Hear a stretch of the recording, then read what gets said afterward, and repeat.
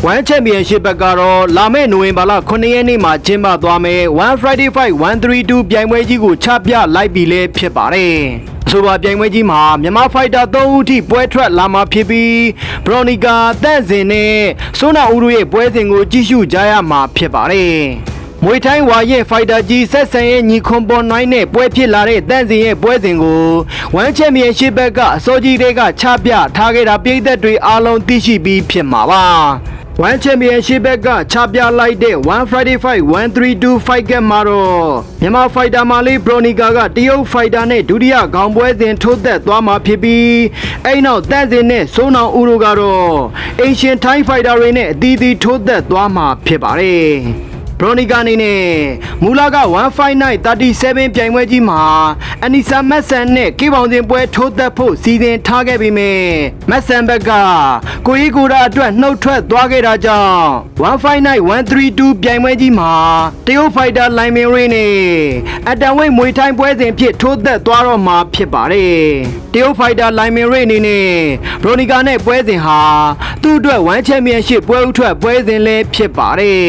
ကေပေါင်စဉ်ပွဲတွေကိုပဲအများဆုံးထိုးသက်နေတဲ့ Fighter တူဖြစ်ပြီးသူ့ရဲ့ Pro Record ကိုကြည့်ရမယ်ဆိုရင်ပွဲပေါင်း34ပွဲကစားထားပြီးအဲ့ဒီထဲက28ပွဲကိုအနိုင်ရရှိထားက9ပွဲရှုံးနေထားပါတယ်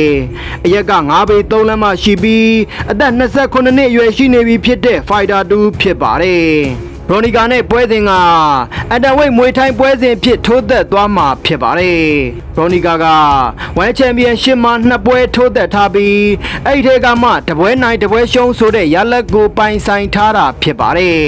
တရုတ်ဖိုက်တာလိုင်မီရီနဲ့ပွဲစဉ်ကတော့ဘရိုနီကာအတွက် One Championship တတိယမြောက်ပွဲစဉ်လည်းဖြစ်ပါတယ်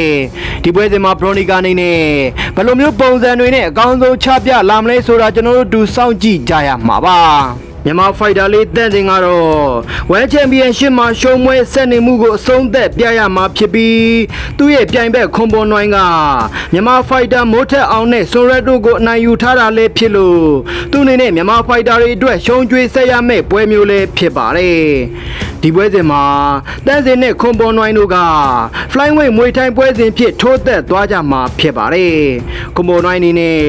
One Championship နောက်ဆုံး5ပွဲဆက်နိုင်ရရှိထားတဲ့ Fighter တူဖြစ်လို့ဒီပွဲစဉ်မှာတန့်စင်နေနဲ့အကောင်းဆုံးစူးစမ်းပြင်ဆင်လာမှတော်ကကြမှာပါ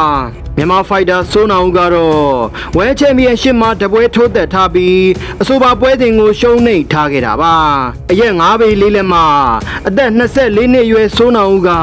ထိုင်းဖိုက်တာမိုင်းဆိုင်ကန်နဲ့ထိုးသက်သွားရမှာဖြစ်ပြီးမိုင်းဆိုင်ကန်ကအသက်24နှစ်အရွယ်ဖိုက်တာတူဖြစ်ကအရက်က9ပေလေးလက်မှရှိပါတယ်One Championship မှာ4ပွဲထိုးသက်ထားပြီး3ပွဲနိုင်1ပွဲရှုံးဆိုတဲ့ရလက်ကိုပိုင်ဆိုင်ထားတဲ့ Fighter တူဖြစ်ပါတယ်ဒီပွဲစဉ်မှာမြန်မာဖိုက်တာဆိုးနောင်ဦးနဲ့ထိုင်းဖိုက်တာမိုင်းဆိုင်ကန်တို့က Strawweight မွေထိုင်းပွဲစဉ်ဖြစ်ထိုးသက်သွားမှာဖြစ်ပြီးမြန်မာဖိုက်တာဆိုးနောင်ဦးအနေနဲ့ One Championship ပထမဦးဆုံးနိုင်ပွဲရှာဖွေတွေ့ရှိသွားနိုင်မလားဆိုတာကျွန်တော်တို့တူစောင့်မျှော်အားပေးကြရမှာပါကြည့်ရှုနားဆင်ကြတဲ့အတွက်အားလုံးပဲကျမ်းမာချမ်းသာကြပါစေခင်ဗျာနောက်နေ့တွေမှာတော့ပွဲကြိုသုံးသက်ချက်တွေနဲ့ပြန်လာခဲ့ပါမယ်